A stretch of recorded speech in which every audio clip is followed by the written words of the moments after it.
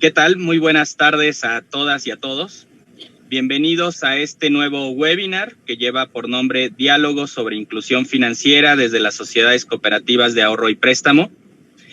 Evento organizado en el marco del convenio de colaboración que se firmó hace algunas semanas entre el Instituto Interamericano de Cooperación para la Agricultura, el Instituto Nacional de la Economía Social y Fonatur, el cual tiene una visión muy puntual en relación a una perspectiva de desarrollo que se quiere incorporar al proyecto de desarrollo Tren Maya. Es para nosotros un honor poder colaborar de la mano con el INAIS y con el ICA para garantizar este enfoque a derechos y este enfoque de desarrollo. Y por lo tanto, el poder abordar estos temas para nosotros es de alta relevancia. Sin duda, el poder contar el día de hoy con Luis Proaño Guillén, director del proyecto Cuba, Fundación Sparksen y director general de la Fundación Alemana de Servicios, y con Gerardo Gordillo Zamora, coordinador general de Horizontes Creativos, nos ayudará a vislumbrar una serie de elementos que son indispensables a incorporar desde una visión de planeación territorial.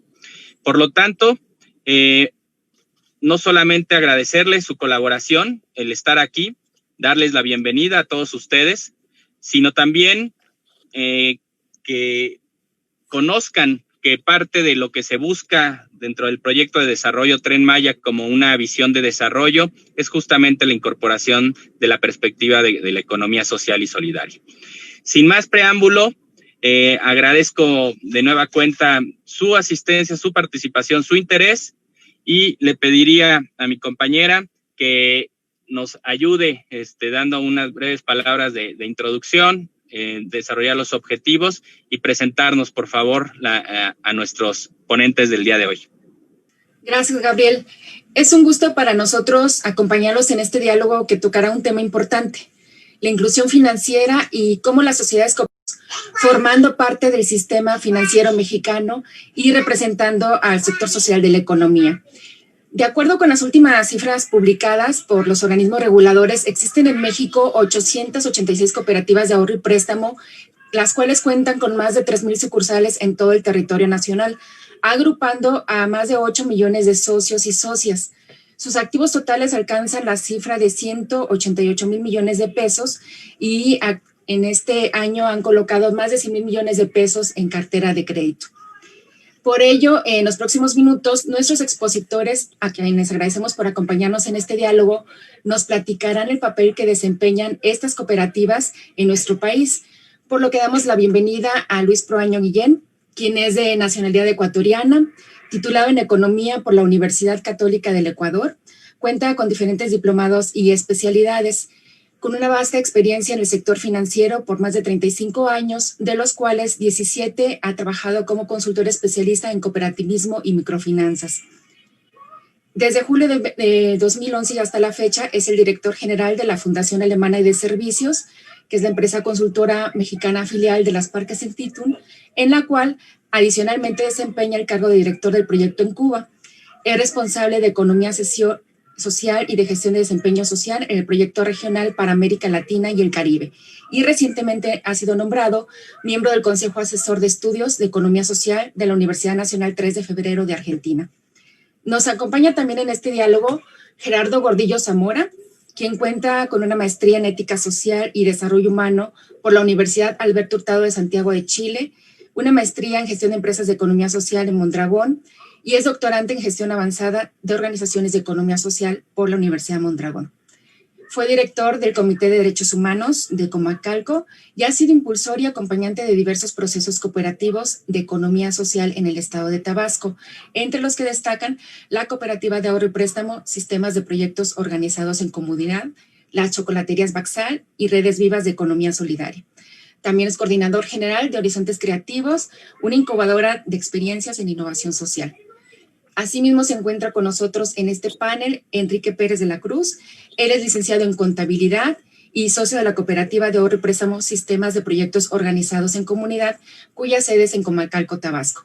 Además de formar parte del equipo de dicha institución, es actualmente el oficial de cumplimiento de la misma.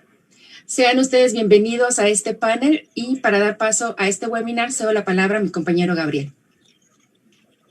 Muchas gracias. Muchas gracias, Liz. Muchas gracias, Liz. Y para arrancar, hemos preparado una serie de insumos.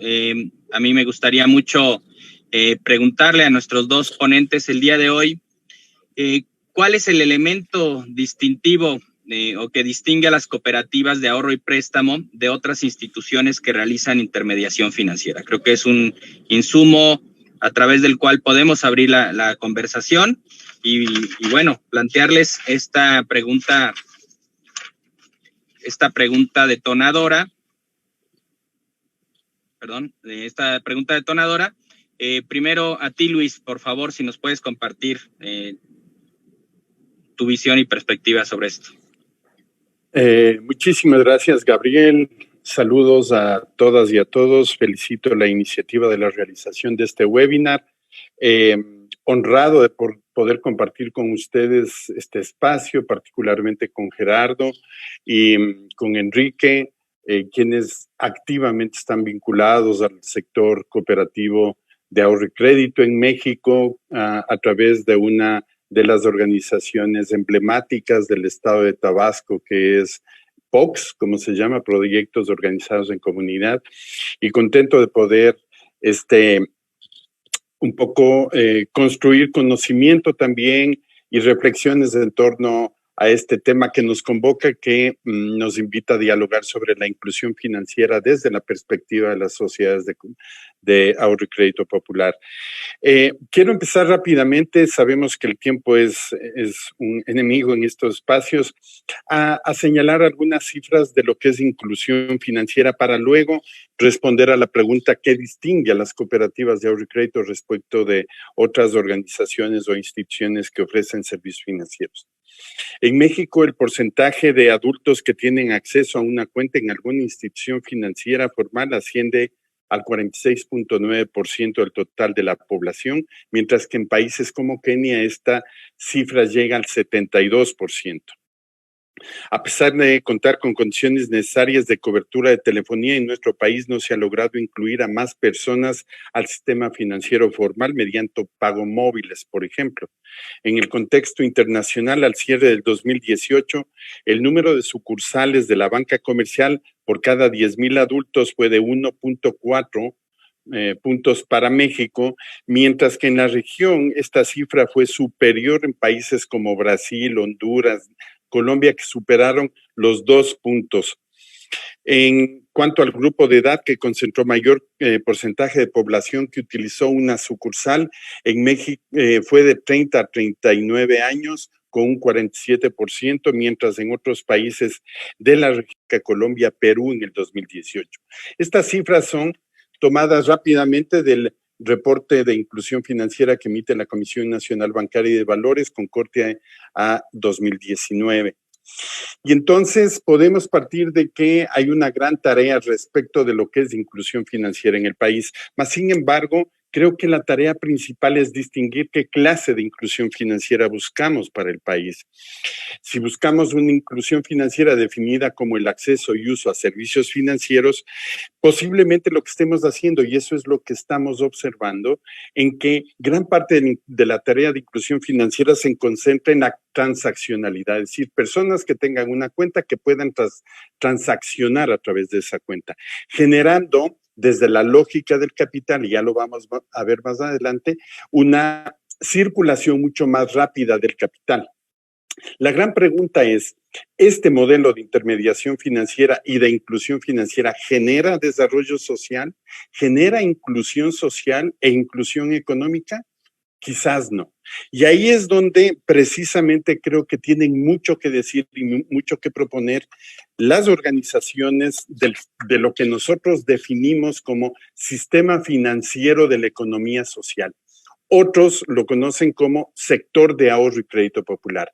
Esta diferenciación entre sistema financiero de la economía social y sector de ahorro y crédito de la economía, de ahorro y crédito simplemente como sector, nos parece también que es relevante. Desde el relato de reconocernos y visibilizarnos, creo que tiene muchísimo más potencia el entender que el sector de las cooperativas de ahorro y crédito, que esta red de cooperativas de ahorro y crédito que existe en México, tiene y está llamado a convertirse en el sistema financiero de la economía social.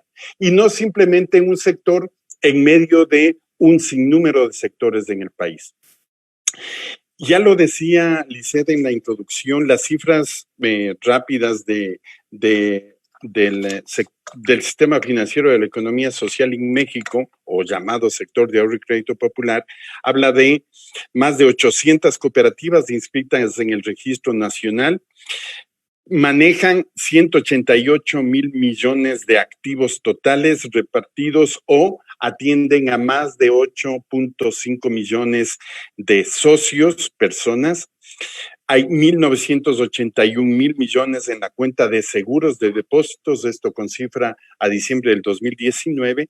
156 cooperativas de ahorro y crédito están autorizadas y avaladas por la Comisión Nacional Bancaria y de Valores y representan el 93% de los activos totales y el 86% de los socios. Sin embargo, existen más de 500 cooperativas de ahorro y crédito de nivel básico, es decir, que no tienen más de 2.5 millones de UDIs, que están en los territorios, manejan apenas el 1% del total de activos, sí, y el 3% de socios. Pero para esas comunidades, sin duda, tienen relevancia y tienen importancia. ¿Qué ha pasado con el sector de ahorro y crédito popular a lo largo de los años? En 9 años, tomando como base diciembre del 2019, con cifras del FOCOB y de la Comisión Bancaria, el número de socios se incrementó en 54%. En el caso de las cooperativas autorizadas por la Comisión Bancaria, este porcentaje creció en 113%. Y el total de socios de las cooperativas autorizadas, que es de más de 7,300,000, representan de este total, 35% corresponde a Caja Popular Mexicana.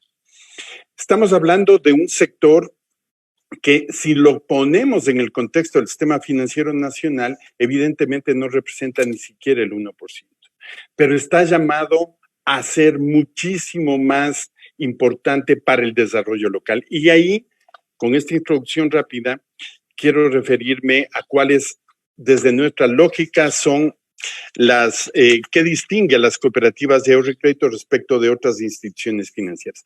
A partir primero de la definición de cooperativas, estamos hablando que son sociedades de personas y no de capital. Y ahí hay una gran diferencia entre el modelo de gestión, o como otros denominan, modelo de negocio. Mientras en las cooperativas, en el centro del modelo de gestión está la persona, porque es el socio.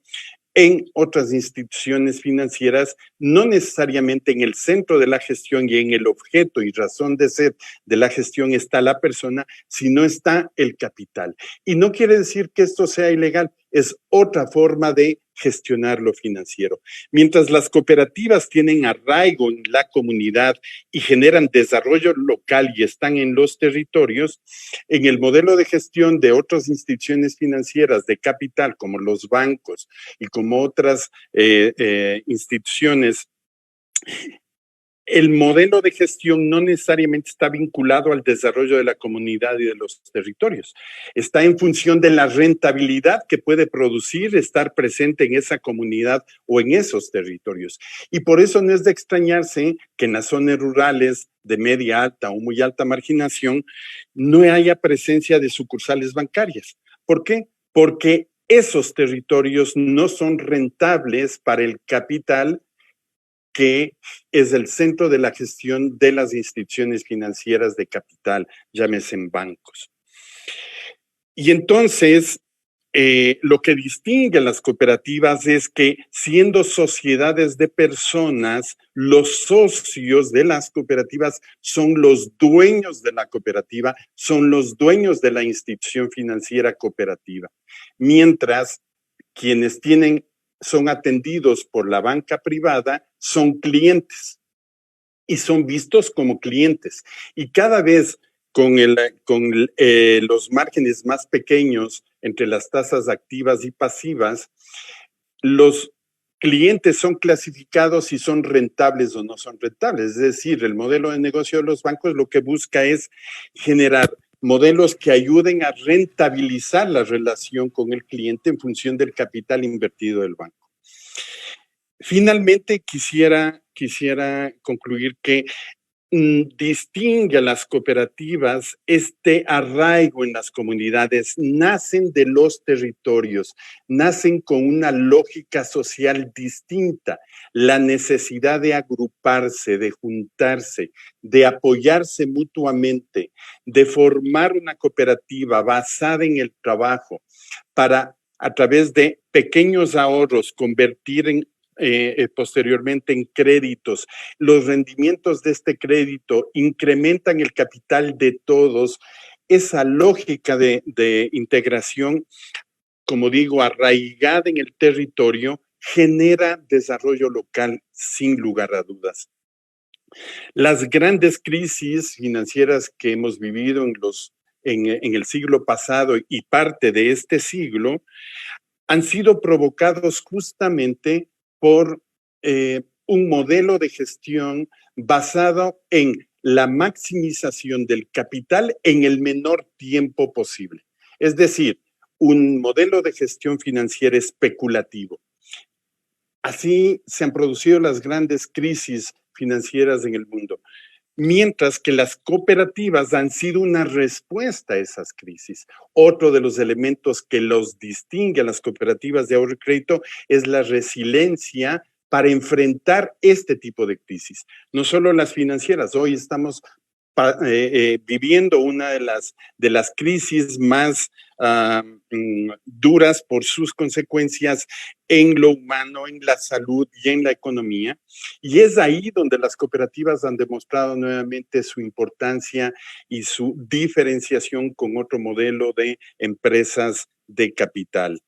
Mientras el afán especulativo del gran capital ha generado crisis, han sido las cooperativas, como por ejemplo en el caso de Ecuador, en el año 99, cuando colapsa el sistema financiero y cae todo el sistema financiero, quiebran los bancos más importantes, fueron las cooperativas las que sostuvieron gran parte de la economía, las que no cerraron, las que siguieron atendiendo. Y eso está basado en que los socios son los propietarios de la institución financiera.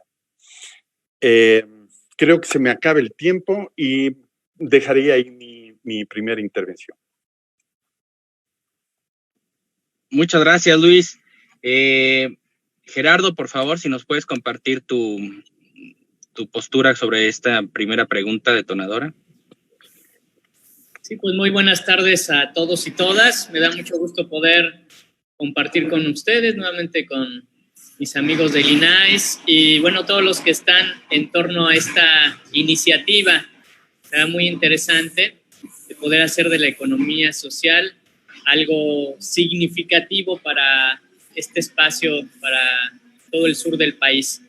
La pregunta que hacías, Gabriel, ciertamente podríamos decir, pareciera que no hay diferencia entre una cooperativa de ahorro y una institución financiera convencional, porque, como bien decía Luis, si nada más nos abocáramos al tema de la intermediación financiera, diríamos, bueno, pues es lo mismo, pero no es lo mismo por aspectos muy hondos, muy significativos. El primer aspecto, ya se mencionaba algo, yo lo llamo como el origen y el objetivo de una cooperativa de ahorro y préstamo. ¿Qué origina una cooperativa? Pues una cooperativa está originada por un grupo de personas que se organizan, un grupo grande de personas que forman parte de una comunidad o tienen una afinidad por alguna cosa y entonces se conjuntan para construir algo desde ciertos valores. Ya más institucionalmente podemos hablar de los valores cooperativos, pero a la hora de ir construyendo esto, los valores que salen a la luz son los valores de la solidaridad, de la ayuda mutua, de la cooperación.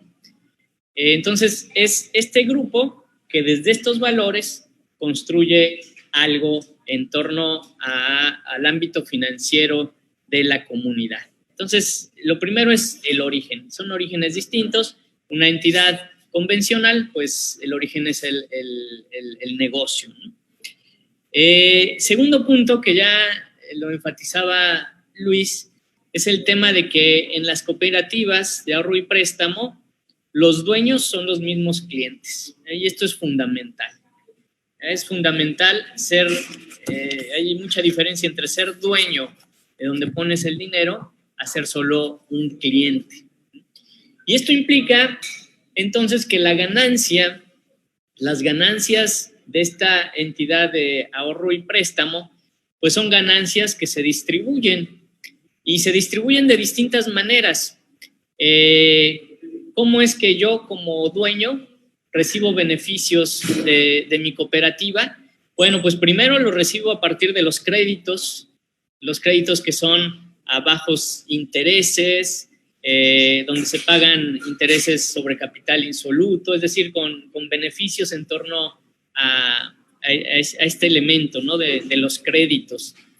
En servicios, muchas veces en una entidad convencional, cuando pones el pie en la sucursal ya te están cobrando por haber pisado ahí. Y bueno, las cooperativas de ahorro y préstamo, muchas veces muchos de los servicios no generan comisiones o comisiones exageradas. Entonces ese es otro elemento. Los servicios van recibiendo beneficios. Y otro, pues a partir de los fondos sociales, donde tú como dueño puedes tanto tener un beneficio en tu entorno por algo que hace la misma institución por tu comunidad, o también algunos programas que se tienen en una situación difícil o X que tienes como socio, bueno, la cooperativa te apoya. Entonces, eres dueño y tienes beneficios al ser dueño, beneficios palpables. La tercera es que es una entidad donde las decisiones las toman los dueños. La participación democrática es fundamental también para distinguir entre una entidad convencional y una cooperativa.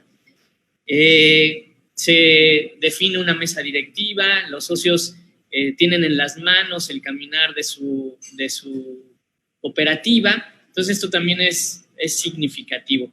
Con todo esto que digo, a final de cuentas podríamos decir que la diferencia entre una entidad financiera convencional y una cooperativa tiene que ver primero con que en la primera el capital es el objetivo principal y en la segunda el capital es medio para otras cosas.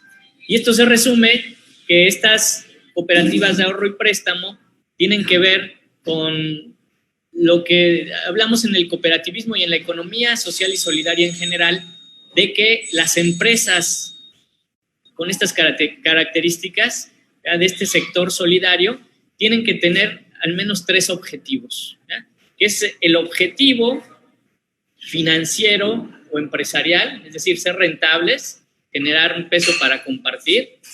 El segundo es el objetivo de participación democrática, donde la gente participa. Y el tercero es el objetivo social. Entonces, al tener estos 3 objetivos y que no sean nada más las ganancias el único objetivo, la cuestión cambia mucho. Pues yo hasta ahí esta introducción. Muchas gracias, Gerardo. Ambos planteamientos sumamente interesantes y que invitan a la reflexión y al debate. Le pediría, por favor, Liz, si nos puedes comentar qué otros insumos, qué otros cuestionamientos hay ya desde la parte de los espectadores. Gracias, Gabriel. Me gustaría contar con la respuesta primero con Enrique, que nos acompañas por ahí de Sistemas Organizados de Proyectos en Comunidad.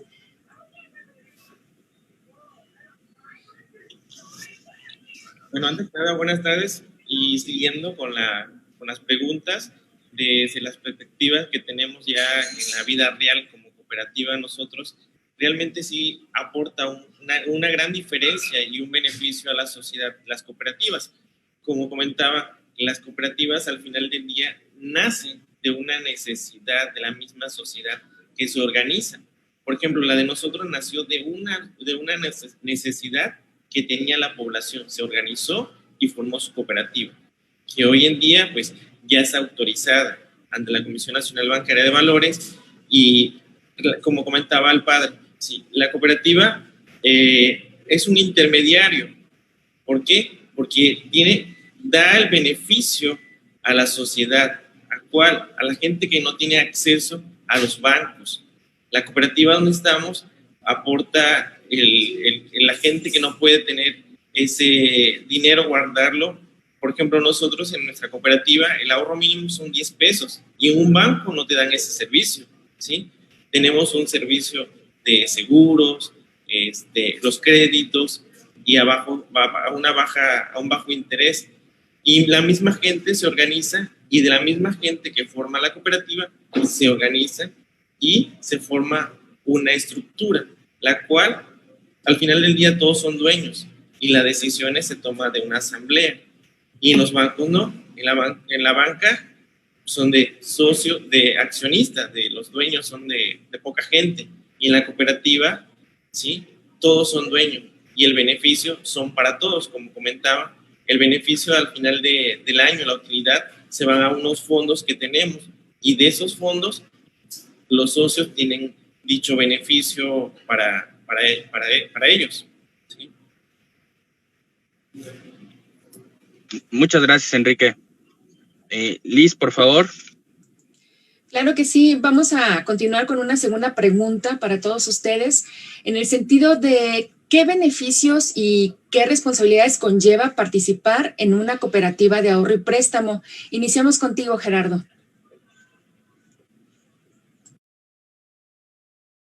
Sí, continuando con lo que mencionaba hace un momento Enrique, la Caja de Ahorro y Préstamo, de la que formamos parte, inició a partir de un desastre, y tiene que ver con lo que estamos viviendo ahora en Tabasco, las inundaciones. Bueno, en 1995 tuvimos un desastre con la llegada de dos huracanes que fueron el Opal y el Roxana. Y entonces, bueno, la gente empezó a organizarse, a dar despensas a otros. Después empezaron a juntarse en proyectos de abasto porque veían que pues, dando despensas no alcanzaba la ayuda. Pero después empezaron a organizarse, dando el siguiente paso, diciendo, bueno, pues ahora necesitamos ver que la gente tenga dinero para hacer muchas otras cosas. ¿Y cómo lo podemos hacer? Bueno, pues a través de organizarnos en el sector financiero y surge la caja de ahorro. La respuesta que quiero dar a esta pregunta que haces, pues es desde la vida cotidiana de esta caja, ¿no?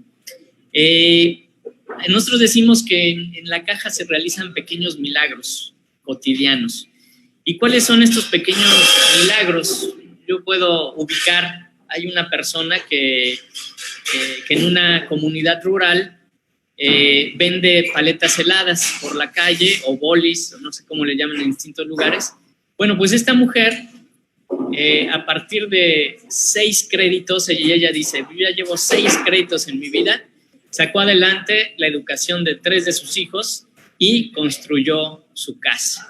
Y aparte ahora está en la etapa de tener un negocito, ¿verdad?, de cría de animales. Entonces decimos, bueno, vamos, eso es un milagro, eso es un beneficio, porque una persona que no podría tener de otra manera acceso a estos créditos, los tiene, ¿no? Y estos beneficios los vemos todos los días en relación a la cuestión de salud, en relación a la cuestión de educación, en relación a la cuestión de vivienda y de algunos emprendimientos económicos. Tenemos un caso también muy bonito que una señora sacó un préstamo para la computadora de su hijo en una ranchería, pero le dijo al hijo, pero esta computadora es para tu tarea y para que la prestes para los muchachos de aquí de la ranchería que no tienen acceso a una computadora. Entonces los valores se traslapan a la vida, los valores de la cooperativa se llevan a la vida cotidiana y los de la vida cotidiana van construyendo la cooperativa, ¿no? Otro beneficio es que la cooperativa se convierte en escuela de vida. Si bien se dan capacitaciones en torno a valores cooperativos, al manejo financiero y demás, pero yo me refiero a que son escuela de vida porque las relaciones entre las personas van enriqueciendo sus propias vidas, se van haciendo lazos muy profundos, ¿no? Hay gente que tuvo que aprender a leer y escribir para poder hacer su grupo de ahorro y poder llevar el ahorro a la sede de la cooperativa. Hay mujeres que tuvieron el valor de ir a una ventanilla y tenían miedo de ir a una ventanilla, aprendieron. Hay mujeres que decimos incluso que las líderes de los grupos incluso se visten mejor que otras personas, y no por otra cosa, sino porque su dignidad ha sido ejemplo ha sido escuela de dignidad para las mujeres, ¿no?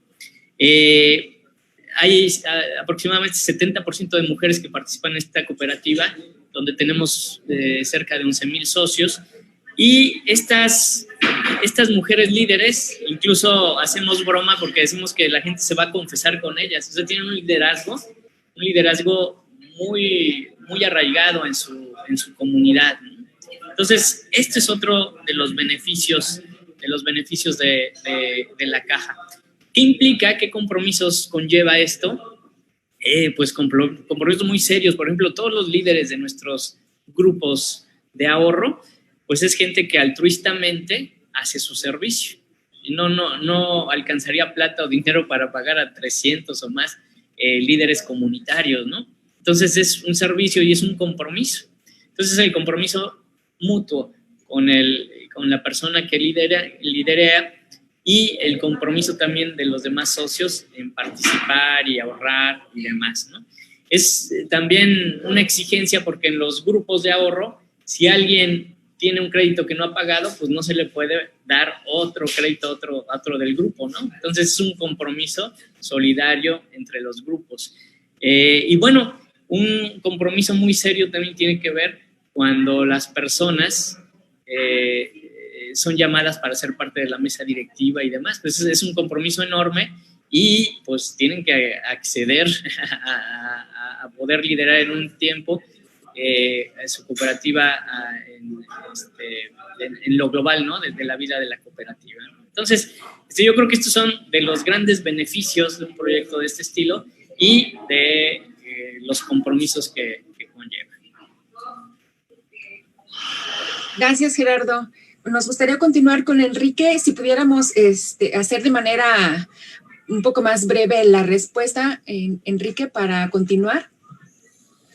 Como sociedad hemos impulsado el hábito del ahorro, ¿sí? A todos nuestros socios se les ha impartido lo que es la educación financiera, el por qué ahorrar.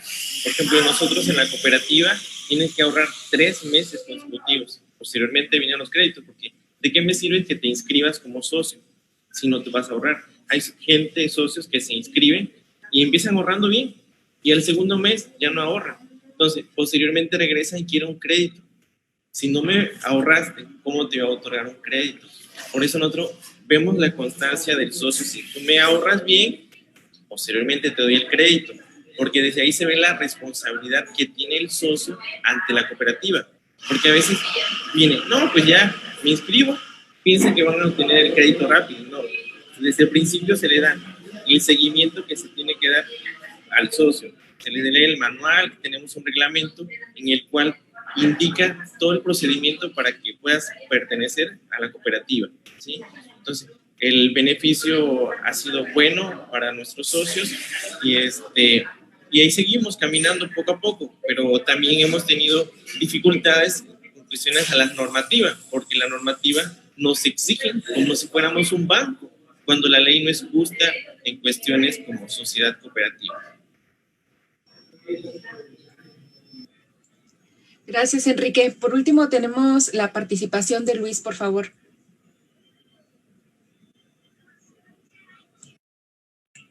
Tu micrófono, Luis, porque no te escuchamos. Perdón, esa va a ser la frase del año, ¿no? Tu micrófono lo tienes apagado. A ver, ¿qué responsabilidades implica la participación en una sociedad cooperativa de ahorro y crédito? Yo creo que implican muchas responsabilidades, como todas las decisiones que tomamos en la vida, ¿sí? Más aún cuando se trata de servicios financieros o de tener acceso a servicios financieros. Y creo que hablar de los beneficios y de las responsabilidades es lo correcto, ¿sí? Muchas veces venimos acarreando la sociedad bajo un modelo de consumo normalmente viene acarreando una conducta colectiva de comprar, consumir, comprar, volver a consumir, porque así un poco nos estamos formando en una sociedad muy enfocada al consumo. Y entonces, acceso a servicios financieros los encontramos ahora en todo lado, ¿verdad? Y pensamos que el beneficio es tener simplemente el acceso a un servicio financiero. Eso implica una responsabilidad. Y en ese sentido, también hay una diferenciación entre la oferta que hacen las cooperativas de ahorro y crédito respecto de cierta parte de la oferta que hacen otros sistemas financieros privados, llámese en bancos, llámese en SOFOMES, en el caso de México, microfinancieras. Un gran beneficio, por supuesto, hablábamos al inicio en mi intervención, mencionaba algunas cifras del reporte de inclusión financiera. Existe todavía un gran rezago de inclusión financiera en el país. Todavía hay cientos de miles de personas, adultos, que no tienen acceso al financiamiento o no tienen acceso al ahorro, no tienen formal. Y están excluidos en ese sentido. Entonces, claro que tiene muchos beneficios el tener acceso a los servicios financieros. Pero decía, hay una diferencia entre la oferta de los servicios financieros con una lógica de servir, de apoyar, como POCs, ¿no? Proyectos productivos, sistema de proyectos organizados en comunidad. Es decir, una cosa es tener acceso para emprender proyectos productivos y otra cosa es endeudarse porque alguien nos impuso en este modelo de consumo que hay que tener el televisor de 65 pulgadas, 4K y de esta marca, ¿no? Y quizás no tenemos para resolver lo básico, pero hay alguien que nos ofrece acceso al crédito y lo damos. Ahí las cooperativas juegan un papel importante.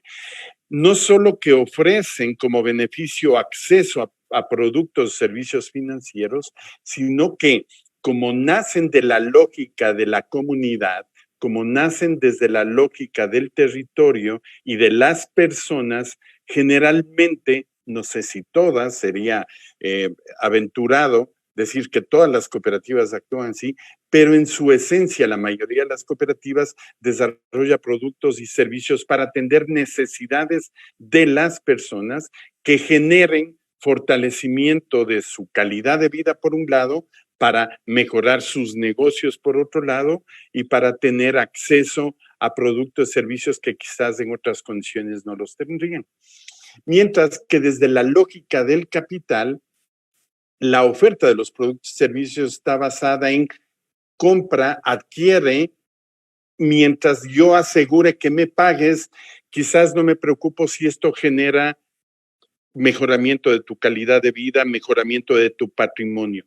Y es por eso que en esta oferta de productos y servicios que existe en el mercado, tenemos instituciones en México que ofrecen crédito al 200, 300, 400, 500, 600%.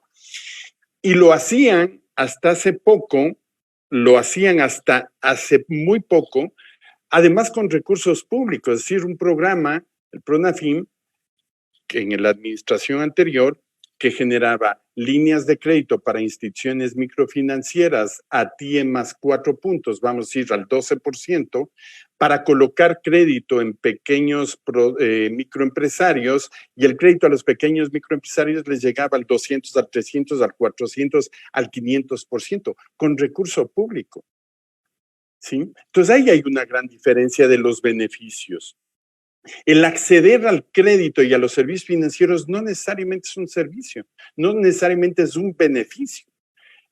Las cooperativas tienen una tasa activa promedio de 24% anual, es decir, más o menos 2% mensual, mientras otras instituciones que están en el mercado tienen tasas muchísimo más altas. Ahora, ¿qué implica respecto del lado de las responsabilidades? Basado en los principios cooperativos y valores que algunos mencionó Gerardo, de la membresía abierta y voluntaria, control democrático de los miembros, participación económica de los miembros, autonomía e independencia, educación, formación e información, cooperación entre cooperativas.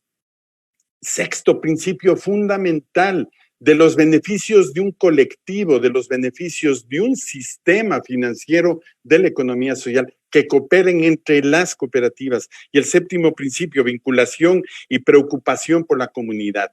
Basado en estos principios y en valores de solidaridad, ayuda mutua, responsabilidad democrática, igualdad, equidad, transparencia, responsabilidad social, preocupación por los demás, evidentemente que tener acceso a servicios financieros de ahorro, de crédito, de remesas, de microseguros, etcétera, bajo este paraguas de principios y de valores, marca una gran diferencia de lo que es la inclusión financiera. Una inclusión financiera basada en estos pilares genera, sin lugar a dudas, inclusión económica y social.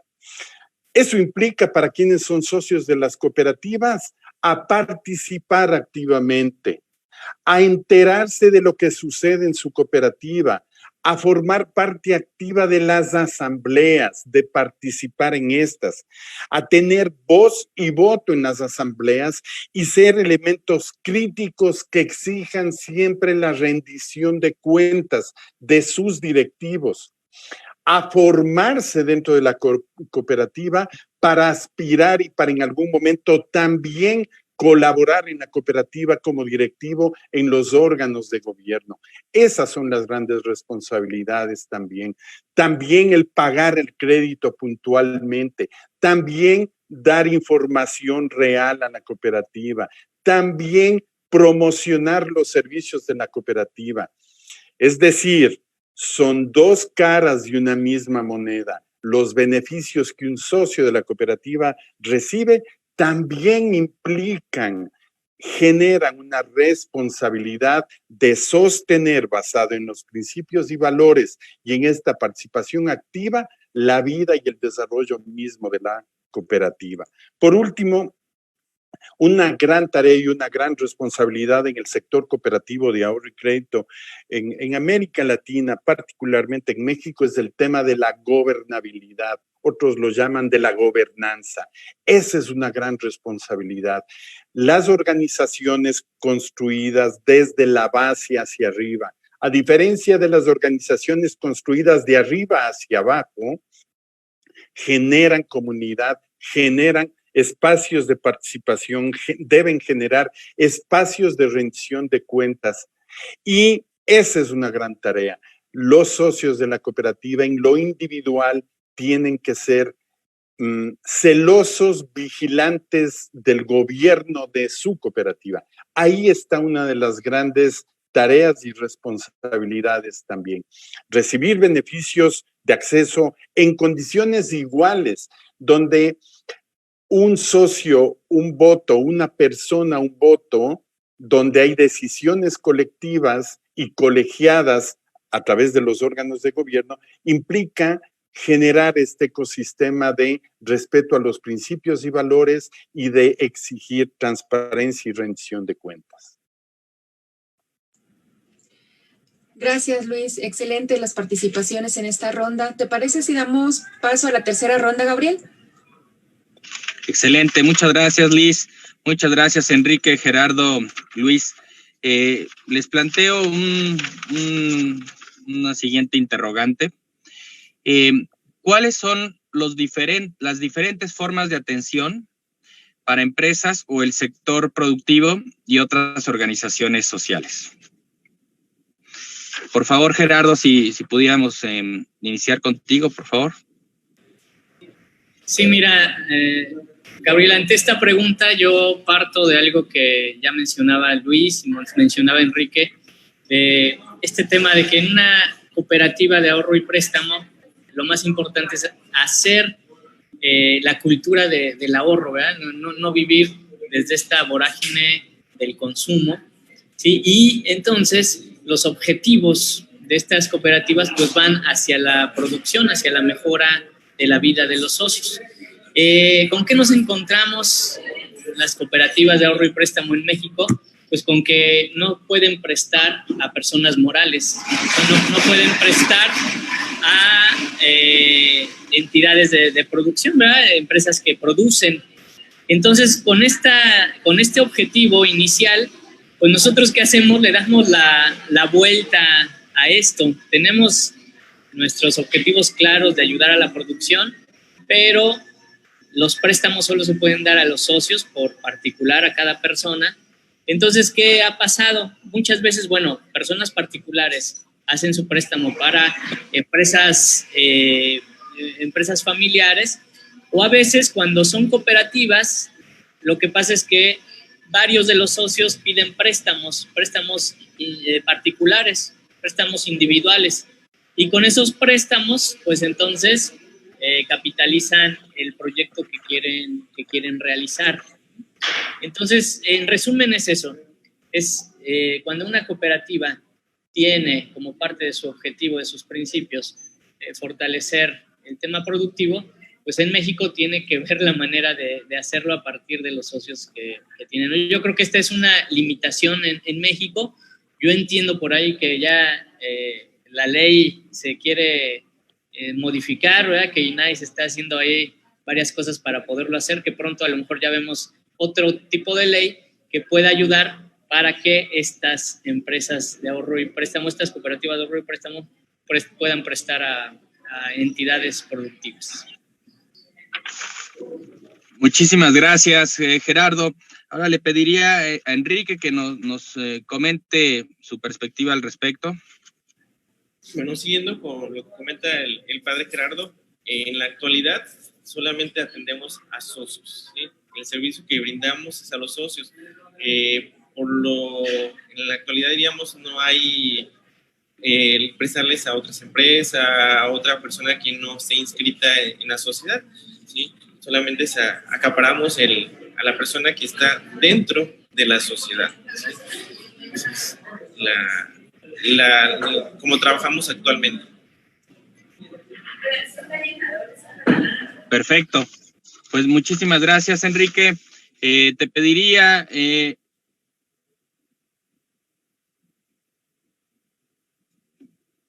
Luis, por favor, si nos puedes comentar al respecto. Sí, la pregunta es muy provocadora en realidad. ¿Cuáles son las diferentes formas de atención para las empresas del sector productivo y otras organizaciones sociales? Ya lo decía Gerardo, también Enrique. Voy a tratar de ser lo menos incisivo, porque creo que a veces dicen, no es preferible ser, ¿cómo dicen? ¿Cómo es el dicho de preso de tu silencio, de tu silencio y no de tus palabras, algo así? Pero bueno, ustedes me entienden. Voy a tratar de ser muy tinoso en lo que voy a decir. Bueno, nosotros, y digo nosotros, la Fundación Sparkassen, que venimos de las cajas de ahorro alemanas, que es la banca social en Alemania, conjuntamente con las cooperativas, los bancos cooperativos, los bancos Raiffeisen en Alemania, estamos convencidos y creemos que es importante la regulación, es decir, y en diferentes niveles de regulación, ¿sí? Los mercados desregulados, esta lógica de libre mercado, de la oferta y la demanda, mientras menos regulado está mejor, pues no funciona. Ya somos testigos de grandes crisis y de grandes colapsos de sistemas financieros por la desregularización. Entonces, partimos de eso, creemos en la regulación, es decir, en el control que tiene que ejercer el Estado a través de los instrumentos que tiene para eso, y no hablo solo en México, sino en general en el mundo, para regular, supervisar y controlar a las instituciones financieras, independientemente de su naturaleza y su objeto social, para asegurar de alguna forma que los dineros del público, de los clientes en un caso, de los socios en otro caso, que se convierten en ahorros o en productos de inversión que se dejan en las instituciones financieras, estén asegurados, para que no haya afectación a los ahorros de los clientes o de los socios, hablando en términos generales. El punto es que desde la lógica de la regulación basada en el riesgo de capital, como muchas regulaciones exigen, entonces lo que se privilegia es de cuidar a toda costa el riesgo del capital, ¿verdad? Capital de los accionistas de una institución financiera o capital de los socios de una cooperativa. Y se olvida un poco a veces la regulación, no hablo de México, hablo en general, de asegurar el riesgo de la persona. Es decir, cómo productos y sistemas financieros pueden ser perniciosos, perjudiciales para la persona, para el ser humano, ¿sí? Esto mismo de que libremente el libre mercado permite que te ofrezcan créditos al 20, al 22% en una cooperativa o al 500, 600% en una institución microfinanciera no regulada, pues bueno, así es el mercado. El gran problema es cuánto perjuicio puede crear esta diferencia de gestión de los productos. Y entonces, las regulaciones hechas desde el punto de vista del riesgo de capital no consideran estas particularidades de las sociedades cooperativas de ahorro y préstamo, que son sociedades de personas, ¿no? Y entonces a veces se las ve de la misma forma, ¿sí? Las entendemos de la misma forma cuando tienen una lógica distinta. Ya lo hemos visto a lo largo de esta charla. Y ahí viene lo paradójico. Sexto principio, hay una ley, la Ley General de Sociedades Cooperativas, que reconoce los 7 principios del cooperativismo. Sexto principio del cooperativismo, cooperación entre cooperativas. Pero una cooperativa de ahorro y crédito no puede cooperar con una cooperativa de producción o de consumo o de vivienda o de transporte o de otra, porque es una figura jurídica. Entonces, yo no puedo cooperar a través de la oferta de productos o servicios financieros y entonces hay una contradicción conceptual en la ley. Afortunadamente conocemos que la actual administración del INAES y otro grupo de actores de la economía social están impulsando una iniciativa de reforma tanto a la Ley de Economía Social y Solidaria como a la Ley General de Sociedades Cooperativas y en alguna medida también a la ley que regula las actividades de las sociedades cooperativas de ahorro y préstamo, la famosa LRASCAP. Y dentro de una de las iniciativas que se ha planteado es esta, es decir, que las cooperativas puedan conceder créditos luego de pasar todos los procesos que aseguren una buena colocación del crédito en función de la protección de los ahorradores, de que se pueda colocar crédito a una cooperativa, que es una figura jurídica. Por ahí hay también comentarios y opiniones de que debería abrirse, es decir, que las cooperativas puedan prestar no solo a cooperativas, sino también a otras figuras jurídicas, ¿no? A otras empresas o personas jurídicas. Sí, está bien, pero creo que la primera gran tarea del sector de ahorro y crédito popular es reconocerse como lo que dije al inicio, dejar de verse como el sector de ahorro y crédito popular y empezar a verse como el sistema financiero de la economía social. Y entonces, si me veo como el brazo financiero de la economía social, mi prioridad será, cuando la ley lo permita, otorgar créditos a otras cooperativas. Y no estaré pensando en, con dinero de la comunidad, llamada los socios que integran una cooperativa, fomentar el crecimiento de una empresa privada. Eso me parece que no es que está mal, pero creo que primero deberíamos pensar en fomentar el crédito y otros servicios financieros a las mismas cooperativas. Yo les invito finalmente, para terminar esta parte, que se den un tiempo quienes nos escuchan. A veces tal vez estamos ya cansados. Cuando estén cansados del Facebook, del Instagram, del Twitter y de todo lo que viene ahí, desen un tiempo y lean la última encíclica de Francisco, Fratelli Tutti. Creo que hay muchísimos mensajes ahí que valen la pena retomarlos, ¿sí? Grandes mensajes que hablan de lo que hoy está pasando en el mundo y grandes lecciones y reflexiones. Al final, ojalá tengan la oportunidad de leer una sola frase de toda esta riqueza que nos comparte Francisco, que creo que resume mucho de lo que hemos hablado respecto de la diferencia entre sociedades de capital, sociedades de personas, respecto de modelos de desarrollo basados en el mercado, ¿sí? O economías de mercado, o lo que nosotros creemos y proponemos, economías con mercado. Es decir, donde el mercado no sea el amo, el Dios que regula y decide todo, y sí modelos de desarrollo donde el Estado y lo privado y la economía social reconozcan que existe un mercado, pero no es el mercado el que gobierna. Esta carrera desenfrenada de la oferta y la demanda del que, termino, perdón por robarme unos minutos, un mundo en el que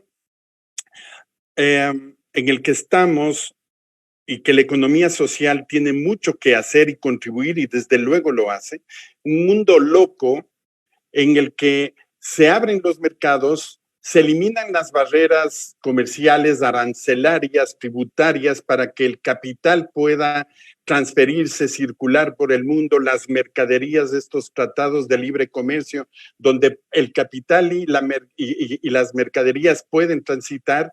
Y por otro lado, se criminaliza la movilidad humana, se ponen barreras, se construyen muros. Ese es el mundo desquiciado en el que estamos, ¿sí? Y entonces, ahí creo que Francisco en su encíclica nos da hermosas lecciones, que muchas de ellas son parte de la lógica de la economía social también.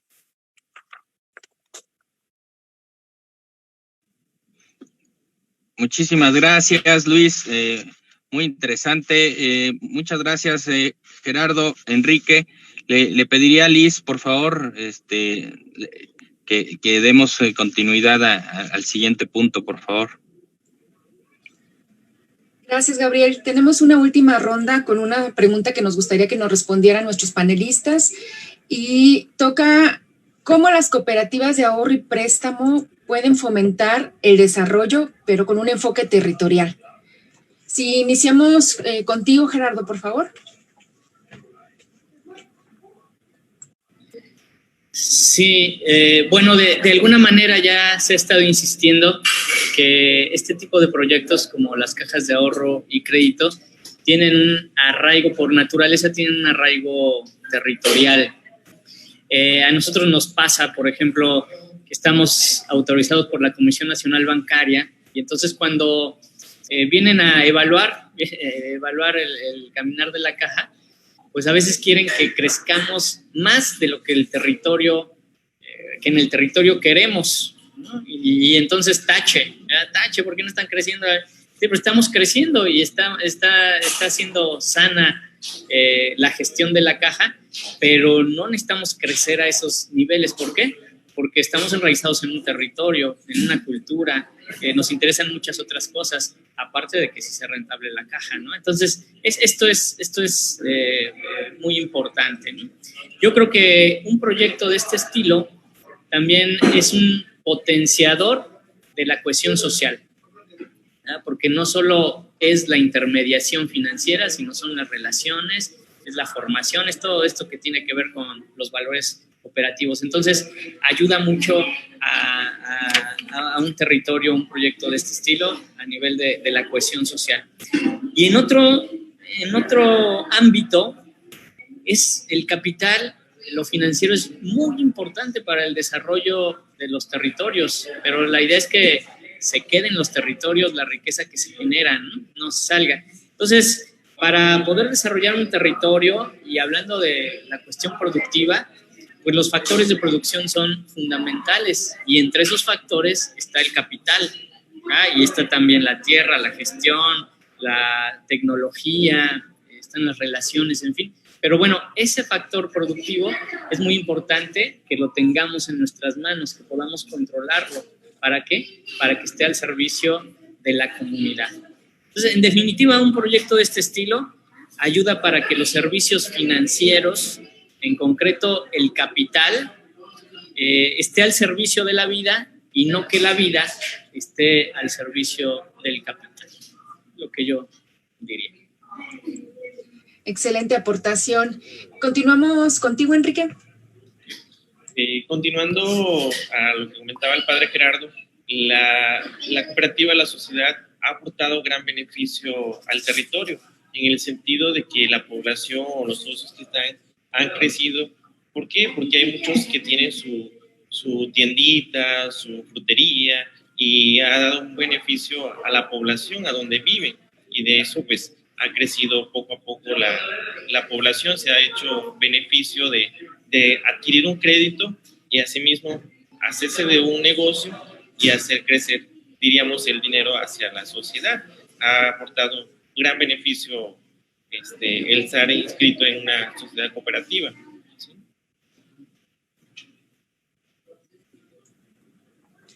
Gracias, Enrique. Para cerrar esta ronda, ¿podemos contar con tu participación, Luis? Sí. A ver, ¿cómo las cooperativas pueden contribuir al desarrollo territorial, ¿no?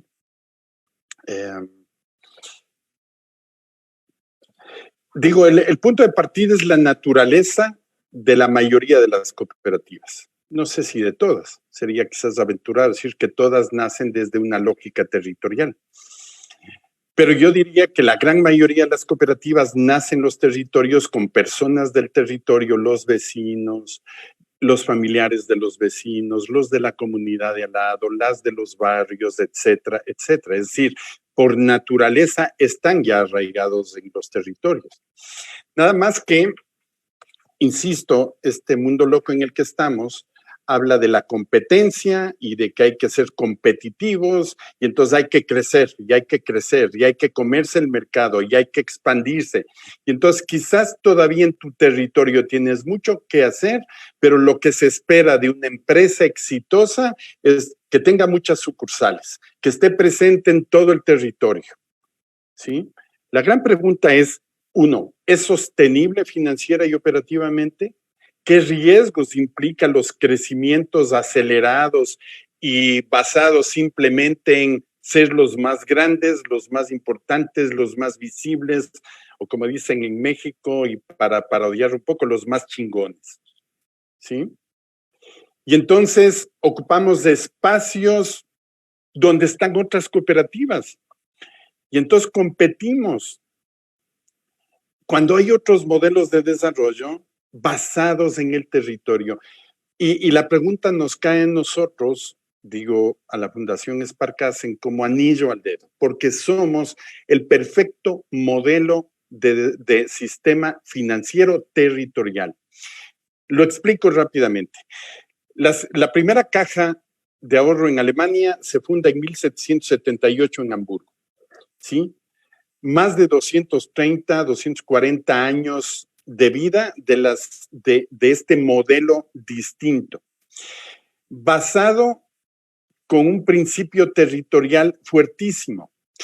Las cajas de ahorro en Alemania nacen en su municipio, crecen en el municipio, tienen el número de sucursales, cajeros automáticos, etcétera, banca electrónica, en su propio municipio. Es decir, las cajas de ahorro en Alemania no pueden captar ahorro en otros municipios ni tener sucursales en otro municipio porque en ese municipio ya hay una caja de ahorro. Es decir, la Sparkassen, caja de ahorro, Sparkassen de Hamburgo, solo puede captar el dinero de los clientes o socios en Hamburgo, colocar el crédito en Hamburgo, pero además del rendimiento, la utilidad al final del año, la distribuye en fundaciones de la misma caja y esos fondos sirven para financiar proyectos que tienen que ver con el medio ambiente, con la juventud, con el deporte, con la cultura, con los adultos mayores, con las personas con discapacidad, con el medio ambiente, etcétera. Es decir, captas el ahorro en el municipio, colocas el crédito solo en tu propio municipio, en tu propio territorio, generas utilidad y devuelves a la población a través del financiamiento de obras en tu propio municipio. Este modelo que sucede en Hamburgo pasa en todos los municipios en Alemania. La caja de Würzburg, la caja de Berlín, la caja de Bonn, la caja de Stuttgart, solo pueden operar en su propio municipio. No compiten entre sí, pero operan en red. Son parte de un solo sistema. La persona que tiene sus ahorros en Berlín tiene que viajar a Hamburgo, ahí ve un Sparkassen de Hamburgo y puede hacer cualquier transacción en el Sparkassen de Hamburgo. Pero no compiten entre sí, porque esta lógica de competir para ser más eficientes es una lógica de un modelo de desarrollo distinto, ¿sí? Y entonces se dan fenómenos en los sistemas financieros como en México, que las personas que salieron de los territorios por problemas o vieron como salvavidas la migración y cruzaron el desierto o cruzaron el río Bravo y ya están del otro lado, y que ahora sostienen gran parte de la economía en México, saliendo de los pueblos, de los territorios, mandan su remesa a través de la banca a sus familiares, recibe el banco X de esa remesa, le convence al beneficiario de la remesa de que lo deje en ahorro, pero pregúntele pues al banco si a ese familiar le da el crédito en ese pueblo en Zacatecas. No, el crédito lo lleva el banco a los mercados más rentables, más eficientes, menos riesgosos, a las grandes empresas, etcétera. ¿Sí? Y entonces no hay desarrollo territorial, ¿verdad? Esto que es real y que sucede no pasa con las cooperativas. Las cooperativas están en los territorios.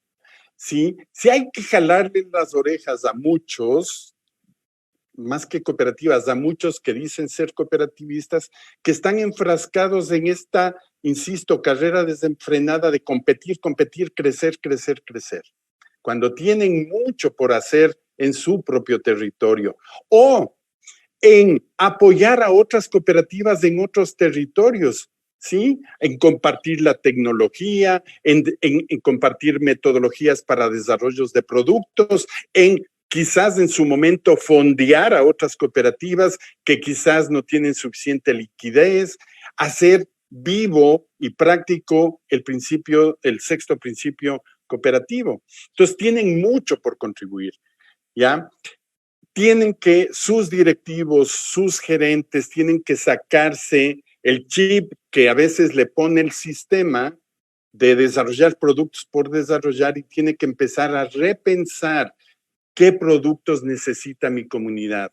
Desde la lógica del producto financiero. Y finalmente, ¿cómo pueden contribuir? También pueden contribuir con servicios no financieros. Educación cooperativa en la comunidad, escuelas de cooperativismo en la comunidad, fomentar la formación de otras cooperativas en la comunidad. Es decir, el desarrollo del territorio no pasa solo por acceso a productos y servicios financieros, sino por el rol que pueden jugar las cooperativas para detonar nuevas formas de organización social, asociativa, cooperativa, comunitaria. Ahí también hay un papel que pueden desarrollar las cooperativas de ahorro y crédito. Un ejemplo clarísimo de esto es la cooperativa, una de las cooperativas más reconocidas por su gran tarea social y su gran rentabilidad financiera, que es la cooperativa de ahorro y préstamo en Ecuador, Jardín Azuayo, inspirada en el cura Hernán Rodas y un grupo de visionarios que formaron una cooperativa, hoy la segunda más grande por tamaño de activos de Ecuador, atrás de la Juventud Ecuatoriana Progresista, y por tamaño de activos, si lo comparamos, sería como la tercera cooperativa en México por tamaño de activos, totalmente arraigada en los territorios, no necesita ampliarse a todo el país, muy focalizada su zona, la zona del sur, del austro del Ecuador, apoyando más bien a la creación de bancos comunales, de cooperativas pequeñas en los territorios más pequeños.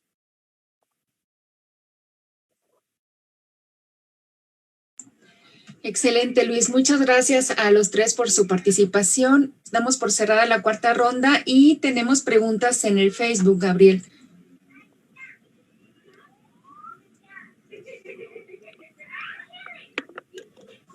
Sí, por supuesto. Sí, con el riesgo de dejar alguna fuera, pero que nos encargaremos a través del equipo técnico de hacérselas llegar, por supuesto. Pero me gustaría plantearles la siguiente.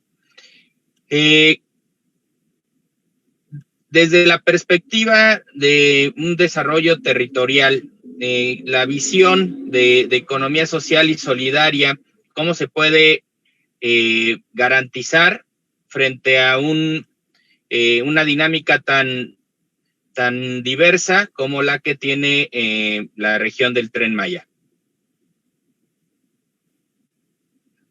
¿Alguno, Luis, Gerardo, Enrique, alguno que esté interesado en darle respuesta a esta?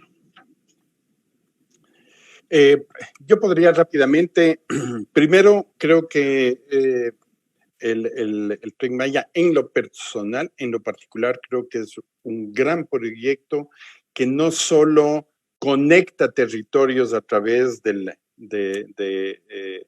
tren, sino que además, en mi opinión, está diseñado para desarrollar territorios.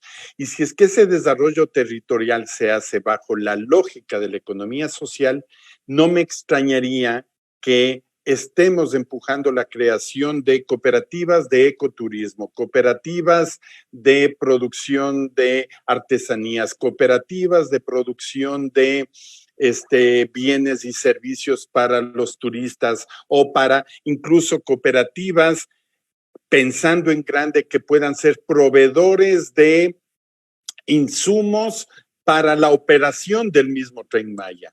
¿Sí? Porque a veces pensamos que la economía social es pensar solo en lo chiquito, ¿no? Es los pobres, lo chiquito, lo pequeño. Mondragón, las cooperativas en Alemania, en Francia, en España, han dado muestras del tamaño y lo robusto y lo potente que es la economía social cuando se organiza bajo una lógica de eficiencia de producción y logra los tamaños que se ha logrado. Entonces, ¿por qué no pensar en eso? Entonces, este proyecto, en mi opinión, está destinado a ser un gran detonador de la economía social y como parte de la economía social en el tránsito, en la ruta, en los territorios que cruzará el Tren Maya, tenemos un sinnúmero de cooperativas de ahorro y crédito de diferentes tamaños que tendrán también la gran oportunidad de beneficiarse del proyecto por la derrama económica que va a dejar en los territorios y tendrá, hablando de beneficios y responsabilidades, la responsabilidad de las cooperativas de ahorro y crédito que están ahí de generar productos alineados con la lógica del proyecto que estamos mencionando. Sí, algunos dicen que muchas veces en los proyectos o lo que realizamos nos quedamos en las preguntas del qué y el cómo, qué hacemos y cómo lo hacemos, pero que pocas veces entramos al ámbito del para qué. Y yo creo que dentro de la economía social y solidaria, el para qué es fundamental para cualquier decisión que tomamos.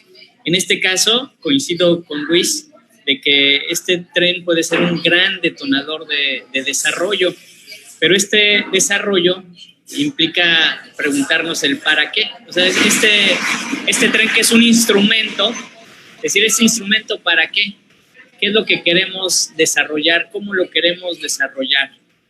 Y por eso a mí me parece que este desarrollo tiene que ser intencionado, porque si no puede quedar en un tren que desarrolle desde la otra lógica de la que ya hemos mencionado, la convencional, ¿no? la del capital, y deje de lado la vida de las comunidades, ¿no? Por eso a mí me parece que esta iniciativa de varias instituciones gubernamentales para reflexionar en torno al tipo de desarrollo en relación al Tren Maya es muy importante. Entonces yo digo, hay que intencionarlo, ¿verdad? Y no hay que dejarlo en el tintero, o no hay que ponerlo como algo que se supone. Siempre hay que ponerlo en primer plano, el para qué, el tipo de desarrollo.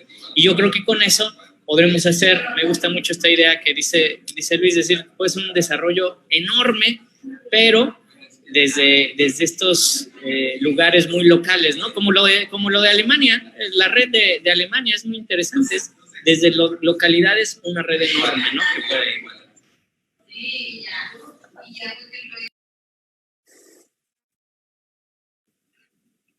Muchísimas gracias, Gerardo, Luis.